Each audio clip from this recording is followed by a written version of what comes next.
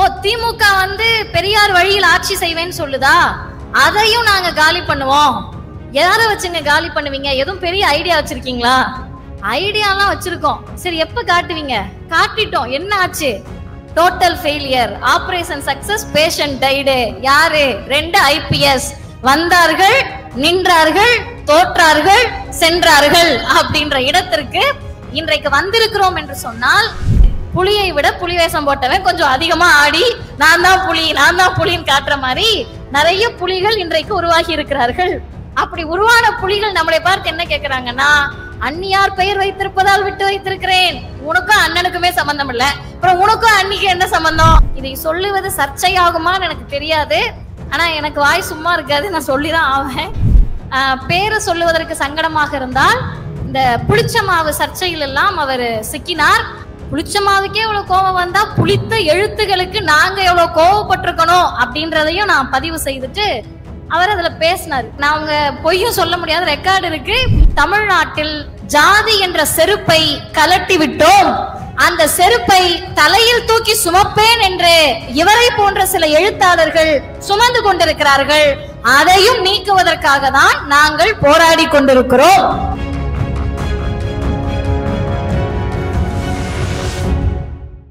அருமை தோழர்களே, இளைஞர் அரங்கம் பேசுவதற்கு அழைத்தார்கள். கீழே காலையில நான் உட்கார்ந்து எங்களுடைய கழகத்தின் துணைத் தலைவர் ஐயா கவிஞர் அவர்கள் பேசியது தொடங்கி அந்த அமர்வுகளை கேட்டு கொண்டிருந்தேன். பெரியார் என்ன செஞ்சுட்டாரு, சுயமரியாதை இயக்கம் என்ன செஞ்சிருச்சு, குறிப்பாக நீங்கெல்லாம் பேசுறீங்களே, வரிஞ்சு கட்டிட்டு பேசுறீங்களே, என்ன செஞ்சிருச்சு அப்படின்னு கேட்டா, அது எங்களுக்கு செய்ததெல்லாம் பட்டியலிடுறது ரெண்டாவது இருக்கட்டும், இந்த சிந்தனையை கூர்மைப்படுத்தி இருக்கு. எப்படி கூர்மைப்படுத்தி இருக்குன்னு கேட்டீங்கன்னா, ஏற்கனவே என்னோடு பழகிய தோழர்களுக்கு இந்த பிள்ளைக்கு இதான் வேலை அப்படின்னு நினைப்பீங்க. இப்ப நான் சொல்ல போற விஷயத்த இப்ப இல்ல, கடைசி மூச்சு பேசுகின்ற வரை அதுதான் எனக்கு வேலையா இருக்கும். என்னன்னு கேட்டா, உட்கார்ந்துருந்தேன்.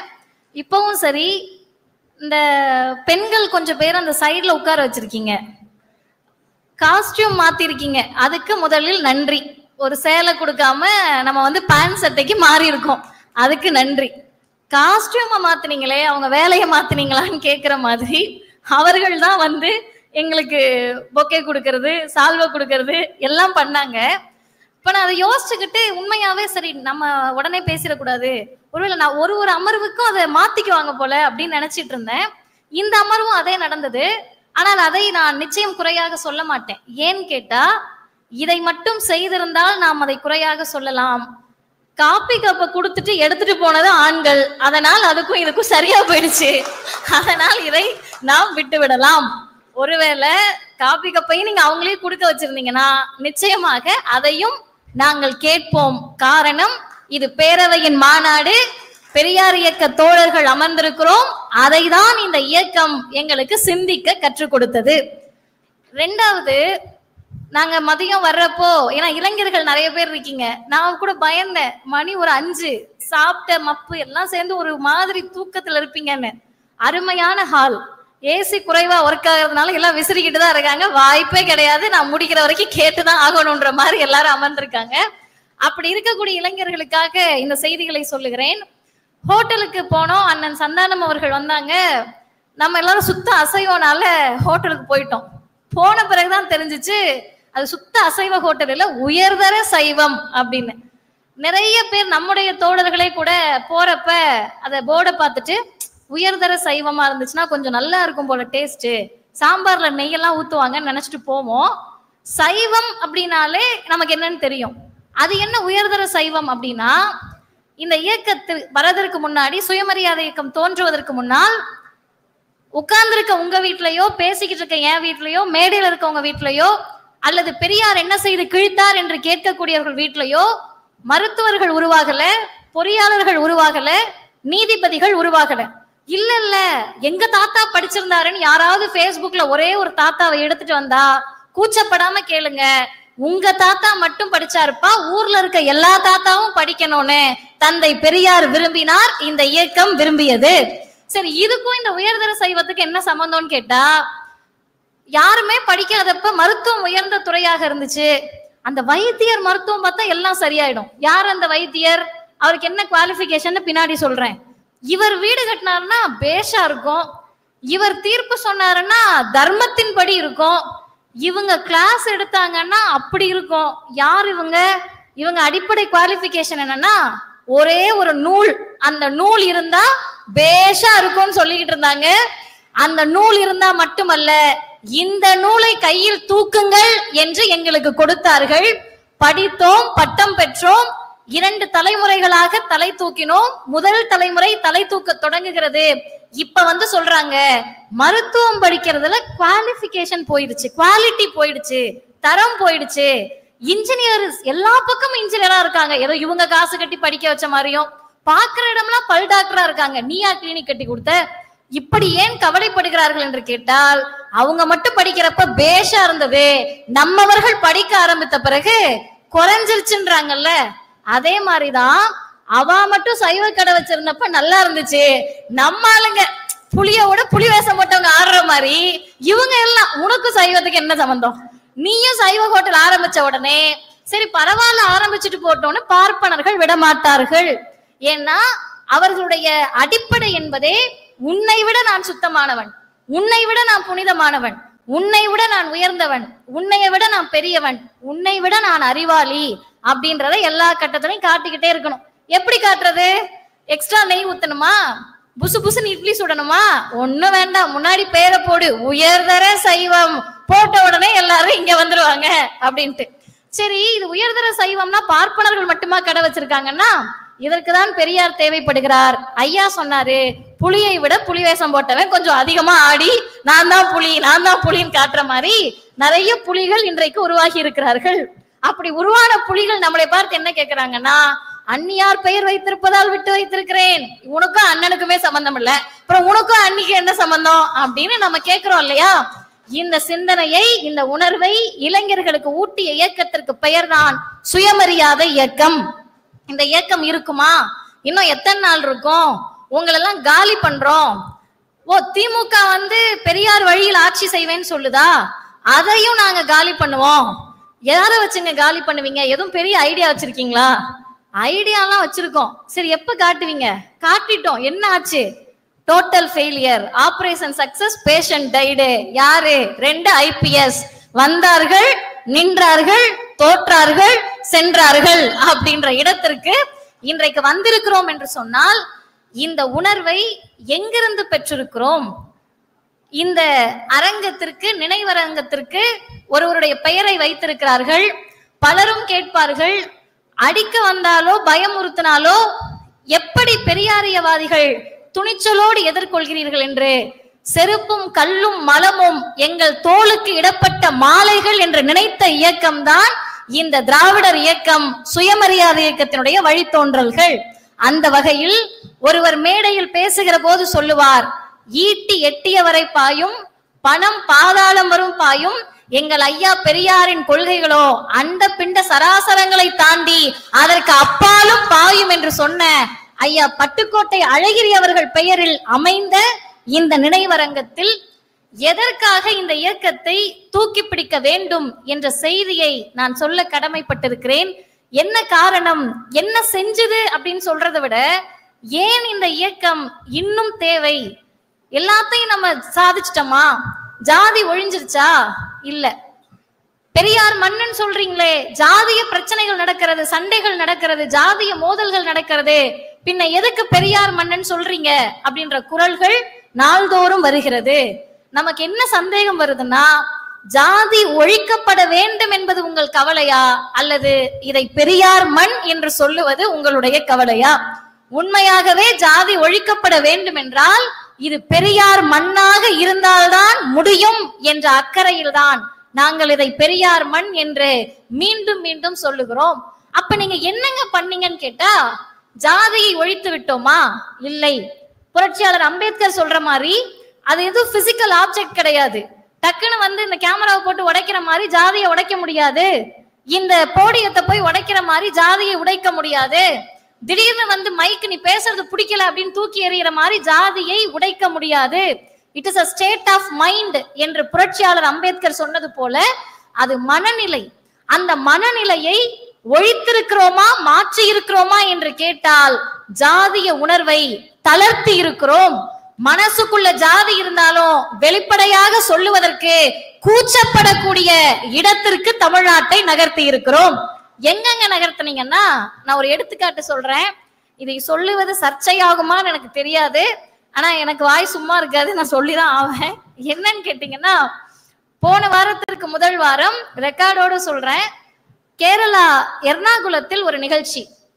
அந்த நிகழ்ச்சி எதற்காகன்னு கேட்டீங்கன்னா, கேரளாவிலுடைய இருக்கக்கூடிய ஜாதி ஒழிப்பு சங்கத்தை, இன்னும் சொல்ல போனால் ஜாதி மறுப்பு திருமணங்களை ஆதரித்து இங்கு எப்படி சுயமரியாதை இயக்கமோ அதே போல் அங்கு போராடிய ஐயா VK பவித்ரன் அவர்களுடைய 100 நிறைவு விழா. அந்த விழாவிற்கு திராவிடர் கழகத்தின் சார்பில் அழைக்கப்பட்டிருந்தேன்.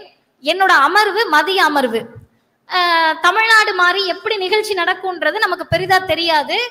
ஆனால் போன வருடம் மாவலிக்கரா என்ற கேரளாவினுடைய ஒரு பகுதிக்கு இதே போல் ஒரு நிகழ்ச்சிக்கு சென்றிருந்ததால் ஒரு அளவுக்கு தெரிந்தாலும் கூட என்ன பண்றாங்கன்னு பாக்குறதுக்காக காலையிலேயே நான் போயிட்டேன். காலையில இந்த மாதிரி ஹாலுக்குள்ள வர்றப்ப இந்த சந்திரமுகி படத்துல உள்ள போனோடனே எங்க என்னமோ இருக்குன்ற மாதிரி ஆகிற மாதிரி டக்குன்னு திக்குன்னு பார்த்தோம்னா மேடையில் ஒருவர் அமர்ந்திருந்தார், சீஃப் கெஸ்ட். அவர் நடுவருடைய பேரை நான் கடைசியா சொல்றேன். சரின்ட்டு சும்மா வந்திருப்பாரு போல, நமக்கு எதுக்கு வம்பு, சரி நமக்கு தான் ஒரு வேலை சரியா தெரியல போலன்னு திரும்ப கூகுள்ல எல்லாம் ஒரு போட்டோ எடுத்து ஒட்டி ஒட்டி பாத்துக்கிட்டேன். சரி அவர் தான் வந்து முன்னாடி உட்கார்ந்துட்டேன்.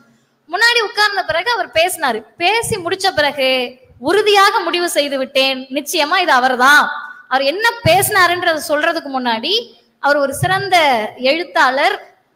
பேரை சொல்லுவதற்கு சங்கடமாக இருந்தால் இந்த புளிச்ச மாவு சர்ச்சையில் எல்லாம் அவர் சிக்கினார். உண்மையாகவே அது கண்டிக்கப்பட வேண்டியது, தண்டிக்கப்பட வேண்டியது, அதுலலாம் மாற்று கருத்து இல்ல. புளிச்ச மாவுக்கே எவ்வளவு கோபம் வந்தா புளித்த எழுத்துகளுக்கு நாங்க எவ்வளவு கோபப்பட்டிருக்கணும் அப்படின்றதையும் நான் பதிவு செய்துட்டு அவர் அதுல பேசினாரு. பேசுறப்ப நான் அவங்க பொய்யும் சொல்ல முடியாது, ரெக்கார்டு இருக்கு. முடிச்சுட்டு வந்தோன்னு ஒரு தோழர் சொன்னாரு, இதை எப்படியாவது நீங்க பேசுங்கன்னாரு. அதை அங்கேயே நான் பேசினேன். என்ன தெரியுமா பேசினாரு?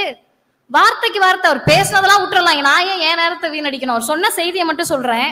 வார்த்தைக்கு வார்த்தை ஈவே ராமசாமி நாயக்கர். ஈவே ராமசாமி ஐயாவை பத்தி புகழ்ந்தெல்லாம் இல்ல, அவர் ஒண்ணும் பண்ணலன்றதை என்னென்னமோ வார்த்தையில சொல்லி முடிச்சிட்டாரு. இரண்டாவது மதிய அமர்வுக்கு நான் பேச போறேன். அப்ப அவர் இல்ல, ஏன்னா அவருக்கு வேற அலுவல்கள் இருந்திருக்கும், அவர் கிளம்பிட்டார். இப்ப நான் மேடைக்கு போனோன்னு நான் சொன்னேன், மிக சிறப்பான ஒரு நிகழ்வு. இதற்கு முன்பும் போன வருடம் நான் கேரளாவில் இதே போன்ற யுக்திவாதி சங்க நிகழ்வுக்கு வந்தேன். கேரளாவில் ஒரு பழக்கம் இருக்கும், நீங்க நிறைய பேர் கேரளாவில் இருக்கக்கூடிய தோழர்களோடு தொடர்புல இருந்தா கேட்டு பாருங்க. இயக்கவாதிகளாக பயணிக்கக்கூடியவர்கள் தந்தை பெரியாரை 3 வகையில சொல்லுவாங்க. ஒண்ணு ஈவேரா பெரியார்னு சொல்லுவாங்க, இல்ல பெரியார்னு சொல்லுவாங்க, இல்ல ஈவே ராமசாமி பெரியார்னு கூட சொல்லுவாங்க. இது 3ல எப்படினாலும் சொல்லுவாங்க. பெரியாரிஸ்டாக, அங்கு இயக்கவாதிகளாக, இந்த வைக்கம் போராட்டம் பற்றி தெரிந்தவர்கள், ஜாதி ஒழிப்பை பேசக்கூடியவர்கள். இதெல்லாம் பேசக்கூடிய யார் ஒருவரும் ஈவே ராமசாமி நாயக்கர் என்று சொல்லி நான் கேட்டது கிடையாது. அந்த நிகழ்வுல நான் சொன்னேன். ஆனா காலையில் ஒரு எழுத்தாளர் பேசினார். ரொம்ப அவர் உணர்ச்சி வசப்பட்டு நிறைய தடவை ஈவே ராமசாமி நாயக்கர் நாயக்கர் என்று சொன்னார். உங்களுக்கு சொல்லிக் கொள்ளுகிறேன், தமிழ்நாட்டில் 1929 ஜாதி என்ற செருப்பை கலட்டி விட்டோம். அந்த செருப்பை தலையில் தூக்கி சுமப்பேன் என்று இவரை போன்ற சில எழுத்தாளர்கள் சுமந்து கொண்டிருக்கிறார்கள். அதையும் நீக்குவதற்காக தான் நாங்கள் போராடி கொண்டிருக்கிறோம் என்று அந்த அவையில் பதிவு செய்து. இதுக்கு என்ன காரணம்? ஏமா இதுக்கு என்ன சம்பந்தம்னா, எனக்கு அப்ப தோணுச்சு, ஜாதி வேணா, ஜாதி பட்டம் ஒழியணும், இந்த அசிங்கத்தை, இந்த இழிவை, இந்த செருப்பை கலட்டி விடணும்னு பெரியார் நினைச்சாரு. அந்த ஐயா பெரியார் பேருக்கு பின்னாடி உன்னால ஜாதி போட முடியும், ஆனா உன் ஆழ் மனதில் ஜாதி இருந்தாலும் உன் பெயருக்கு பின்னால் ஜாதியை போட்டு உன்னால் புத்தகம் எழுத முடியாது என்பதை தான் இந்த இயக்கம் சாதித்திருக்கிறது. அதை தான் தந்தை பெரியார் இந்த மண்ணில் சாதித்திருக்கிறார். இந்த உணர்வை வந்திருக்கக்கூடிய இளைஞர்கள் நம்மால் என்ன செஞ்சிட முடியும்? ஒரு ஜாதிய பிரச்சனை நடக்குதுன்னா உடனே போய் அவர்களுடைய செய்தவர்களுடைய தலையை நம்மால் சீவ முடியாது. அவங்கள போயிட்டு எத்தனை பேரை கொலை செய்ய முடியும்? அதை நம்மளால முடியாது. ஆனால் நம்மளால என்ன தெரியுமா முடியும்? இந்த மேடையை பயன்படுத்தி நான் அதை சொல்லுகிறேன். இங்க வந்த உடனே நான் பார்த்தேன், அக்கா உமா அவர்கள் உதிரனை இது பண்ணி கூட்டிட்டு போயிட்டு இருந்தாங்க. இங்க குட்டி குட்டி பிள்ளைங்க எல்லாம் இருக்கு. நான் திராவிடர் கழக மாநாட்டுக்கு வந்தாலும் சரி, பேரவை மாநாட்டுக்கு வந்தாலும் சரி, எனக்கு முதலில் நினைவுக்கு வருவது என்னுடைய அப்பா தான், என்னுடைய தந்தை தான். ஏன்னா 4 மாத குழந்தையாக ஆசிரியருடைய கையில் என்னை கொடுத்தார்கள். இன்றும் அந்த கரங்கள் தான் என்னை தாங்கி பிடித்து கொண்டிருக்கிறது. அப்ப 3 வயதில் முதலாக ஆசிரியரை பார்த்தேன். அப்ப ஒண்ணா நான் யோசிக்கிறப்ப, நமக்கு திருவிழா இல்ல, சாமி இல்ல, கோவில் இல்ல, இதுதான் நமக்கான கொண்டாட்டம். மாநாடுகளில் சந்திப்பதும் பேசுவதும் தான் நமக்கான கொண்டாட்டம்.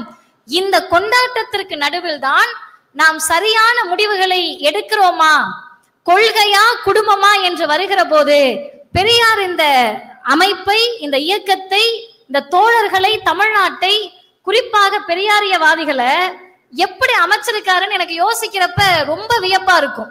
என்ன வியப்புன்னு கேட்டீங்கன்னா, சொந்த அத்தை, மாமா, அப்பா, பெரியப்பா, சித்தப்பா, கணவன், மனைவி, புள்ளக்குட்டி யாரா இருக்கட்டுமே, இவர்கள் எல்லோரையும் ஒரு பக்கம் நிறுத்தி, இது வேண்டுமா அல்லது இந்த கொள்கை வேண்டுமா என்றால் கொள்கைதான் வேண்டும் என்று முடிவெடுக்கக்கூடிய ஆற்றலை எங்களை போன்றவர்களுக்கு எங்கள் ஐயா பெரியாரும் இந்த இயக்கமும் தந்திருக்கிறது.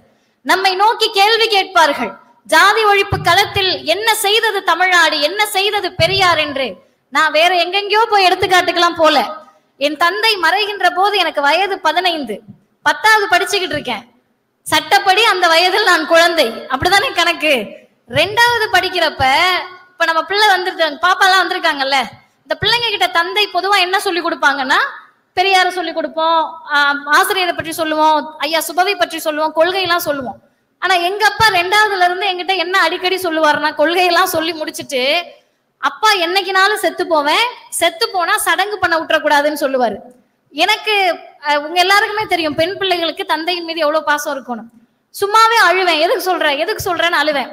ஆனால் அப்படி சொல்லி சொல்லி வளர்த்த போது 15 வயதில் அவ்வளவு ஜாதிய திமிரோடு உக்கிரத்தோடு சொந்தக்காரவங்க திரும்பி நிக்கிறப்ப, எங்க அப்பா உயிரோட இருந்த வரைக்கும் உங்களால அவரை மாத்த முடியல, இப்பையும் நீங்கள் அவர் மீது கை வைக்க கூடாது, சடங்கு இல்லாமல் தான் அவரை அடக்கம் செய்வோம் என்று நிற்க முடிந்த துணிச்சலுக்கு பெயர் ஐயா பெரியார் கொடுத்த ஜாதி ஒழிப்பு சிந்தனை. ஆட்டோல அனௌன்ஸ் பண்ண போறாங்க, அப்பா பேருக்கு பின்னாடி ஜாதிய போட்டு அனௌன்ஸ் பண்ணணும்ன்றாங்க. அந்த வயதில் நான் போய் சொன்னேன், எங்க அப்பாவுக்கு அவருடைய ஜாதி ஒருபோதும் அடையாளம் இருந்ததில்ல, தீக்கா என்பதுதான் அவருடைய அடையாளமாக இருந்திருக்கிறது. இப்ப நினைத்தா வியப்பா இருக்கு, ஒரு குழந்தை வயசுல நம்ம எப்படி அப்படிலாம் பேசணும்னு. அது ஒரு பெரியாரியவாதிகளும் அவர்கள் வீட்டுக்குள்ள சண்டை போட்டுட்டு இருக்காங்க. நீங்க எளிமையா வந்து கேக்குறீங்கல்ல, ஒரு பெரியாரியவாதியாக இதை பேசலாமா அதை பேசலாமான்னு கேக்குறீங்கல்ல, உங்களை பார்த்து நீங்கள் தவறாக ஏதாவது ஒரு வார்த்தை இளைஞர்களுக்கு சொல்லுகிறேன், பதிவு செய்து விட்டால் உங்களை பார்த்து யாராவது ஒரு பெரியாரிஸ்ட் இப்படி பேசலாமான்னு கேட்டா அத முழு மனதாக ஏத்துக்கங்க. ஏன் தெரியுமா, வேற எந்த வாதிகளையும் பார்த்து, வேற எந்த தத்துவத்தையும் பார்த்து நீங்கள் இப்படி பேசி இருக்கலாமான்னு கேட்க முடியாது. இப்ப பெரியாரிஸ்டுகளை பார்த்து ஏன் கேட்க முடியுதுன்னு கேட்டா, அவர்கள் நமக்கு அந்த நிர்பந்தத்தை கொடுக்கவில்லை, நாமே அந்த கொள்கையை நம்மீது வரித்து கொண்டிருக்கிறோம். அதனால் அவர்களால் நம்மை நோக்கி கேள்வி எழுப்ப முடிகிறது. அப்படி கேள்வி எழுப்பக்கூடிய தோழர்களுக்கு சொல்லுகிறோம், இங்க இருக்கக்கூடிய ஒரு கருஞ்சட்டை தோழர்களும் இந்த கொள்கைக்காக, ஜாதி ஒழிப்புக்காக, மத மறுப்புக்காக, மூட நம்பிக்கை ஒழிப்புக்காக, பெண்ணுரிமைக்காக, பெரியார் என்ற அந்த ஒற்றை சொல்லுக்காக குடும்பத்தை இழந்து நிற்பவர்கள் அதிகம், சொந்தங்களை இழந்து நிற்பவர்கள் அதிகம், நட்புகளை இழந்து நிற்பவர்கள் அதிகம். யோசிச்சு பாருங்க, என் வயசுக்கு இங்க இருக்காங்க, அண்ணனுங்க இருக்காங்க, பிள்ளைங்க இருக்காங்க. இன்னைக்கு சனிக்கிழமை எவ்வளவு வேலை பார்த்துக்கிட்டு இருக்குங்க, ஞாயிற்றுக்கிழமை என்னென்ன பார்த்துக்கிட்டு இருக்காங்க. எனக்கு இதை முடிச்சுட்டு திருப்பூர்ல பொதுக்கூட்டம் இருக்கு. இது என்னன்னு கேட்டா, உனக்கு கூட்டம் கூட்டமா போய் பேசி என்னத்தை சாதிக்க போறீங்க அப்படின்னு கேக்குறீங்கல்ல. தெரு தெருவாக, வீதி வீதியாக கிடைத்த வாய்ப்புகள் எல்லாம் கல்யாண வீடு தொடங்கி கருமாதி வீடு வரைக்கும் பேசி பேசிதான் தமிழ்நாட்டை இந்த இடத்திற்கு இந்த இயக்கம் கொண்டு வந்திருக்கிறது.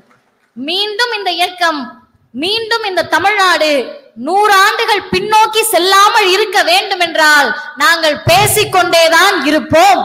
அருமை தோழர்களே, கொள்கையா குடும்பமா என்று வருகிற போது கொள்கையை தேர்ந்தெடுங்கள் என்று சொல்லுறோம்ல, அதை கூட நிறைய பேர் விமர்சிப்பாங்க.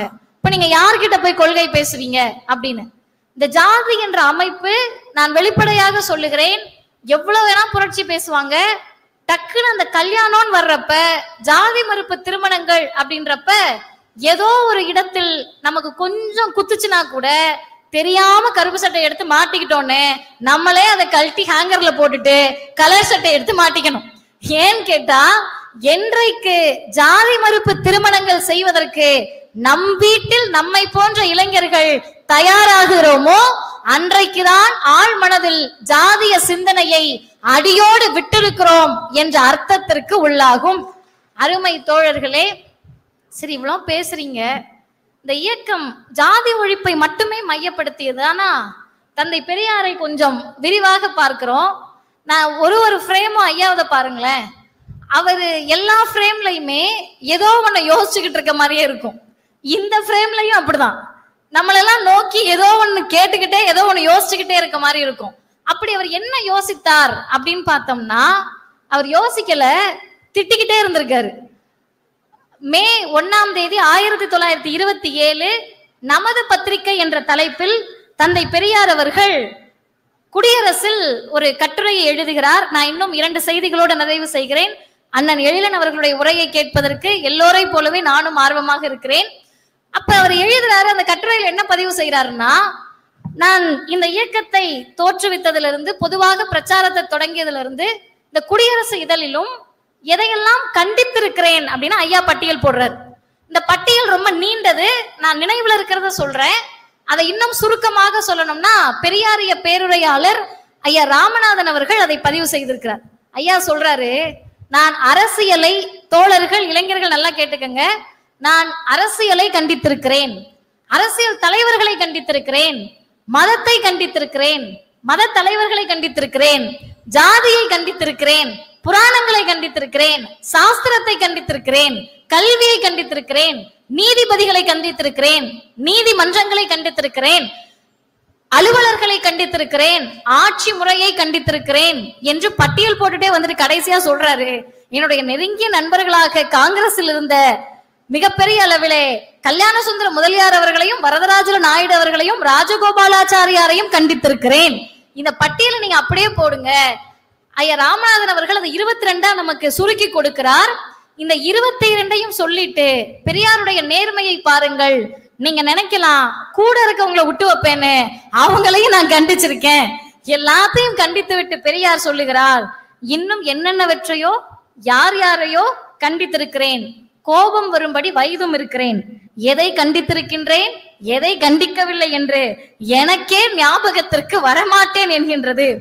இன்னும் ஏதாவது எழுதலாம் என்று பேனாவை எடுத்தாலும், பேசலாம் என்று வாயை திறந்தாலும் கண்டிக்கவும் வையவும் துக்கப்படவுமான நிலைமைதான் ஏற்படுகின்றதே ஒழிய வேறில்லை. அதற்கடுத்து ஐயா சொல்லுகிறார், கண்டிக்கத்தகாத இயக்கமோ திட்டமோ அபிப்பிராயமோ என் கண்களுக்கு படமாட்டேன் என்கின்றது அப்படின்னு 1927 பெரியார் சொல்லுகிறார். இதை யோசிச்சு பார்த்தா, எல்லாத்தையும் திட்டிருக்காரு, எல்லாத்தையும் வைறாரு, எல்லாரையும் கேள்வி கேட்கிறாரு, இதனால இவருக்கு என்ன கிடைச்சிட போகுது? யாரையாவது திட்டினா உனக்கு பேமெண்ட் தரேன்னு சொல்றதுக்கு நம்ம என்ன தமிழ் தேசியம் பேசுற கட்சி ஆரம்பிச்சு வச்சிருக்கோமா? யாரையாவது நீ எதிர்த்தன்னா உனக்கு நான் சௌகரியமா உன்னை வச்சுக்கிறேன்றதுக்கு கட்சி ஆரம்பிச்சிருக்கோமா? நீ ஒண்ணும் பண்ண வேண்டாம். அதிமுக பிஜேபியோட கூட்டணி வச்சாலும் திமுகவை எதிர்த்து ஒரு அறிக்கையை கூடன்னு யாரையாவது செட் பண்ணி வச்சிருக்கோமா? எதுவும் கிடையாது. அப்ப எதுக்கு ஐயா எல்லாரையும் திட்டி என்ன வாங்கியிருப்பாருன்னு கேட்டா, காசு இல்ல, பணத்தை பெறல. காரணம் 1920 900 ரூபாய் வருமான வரி கட்டின குடும்பம் தந்தை பெரியாருடைய குடும்பம். யாராவது இங்க இருக்கிறவங்க வந்து பெரியார் எப்படி காசு சம்பாதிச்சார் தெரியுமான்னு கேட்டா, உனக்கு உன்னை பத்தியே ஒண்ணு தெரியாது, கிளம்பு ஓடிப்போ அப்படின்னு அனுப்பிச்சு விட்டுருங்க. 2வது, இதையெல்லாம் கண்டித்ததால் பதவிக்கு போனாரானா இல்ல.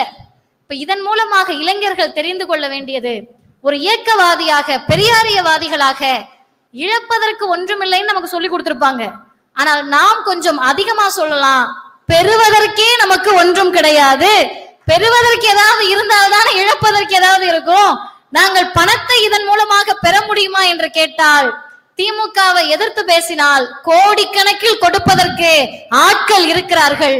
கொள்கையோடு நிற்பதால் தான் இந்த மேடையில் நிற்கிறோம் என்பதை இளைஞர்கள் துணிவோடு சொல்லுங்கள். பதவிக்கு போக போறோமானா கிடையாது.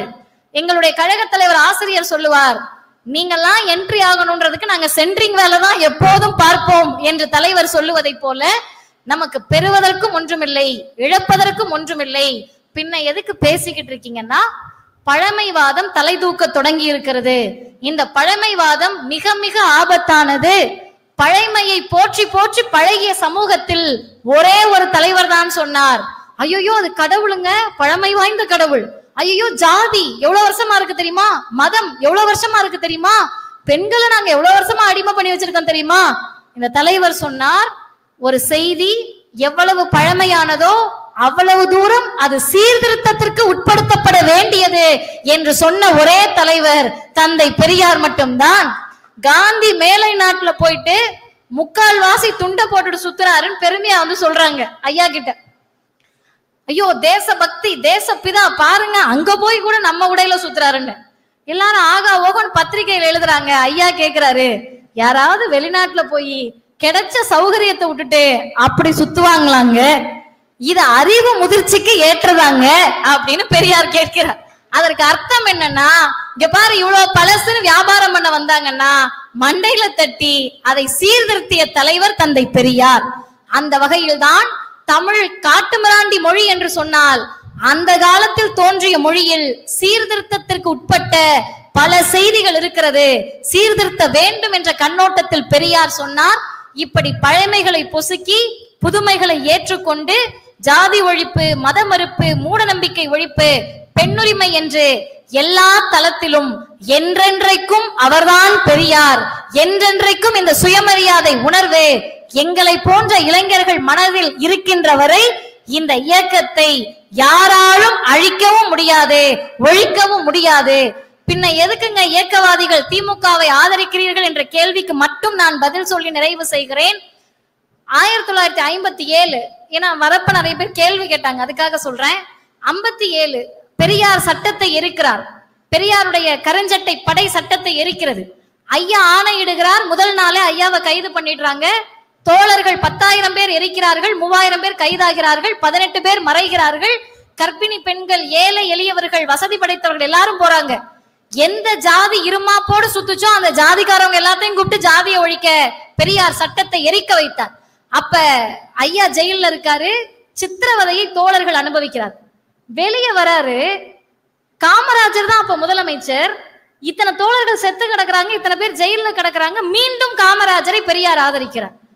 தொண்டர்களுக்கே புரியல, எங்க உங்க இயக்கத்துக்காரவங்க எல்லாம் செத்து கிடக்குறாங்க, இப்படி இருக்காங்கன்றப்ப தந்தை பெரியாருடைய பார்வை என்னவாக இருந்தது தெரியுமா?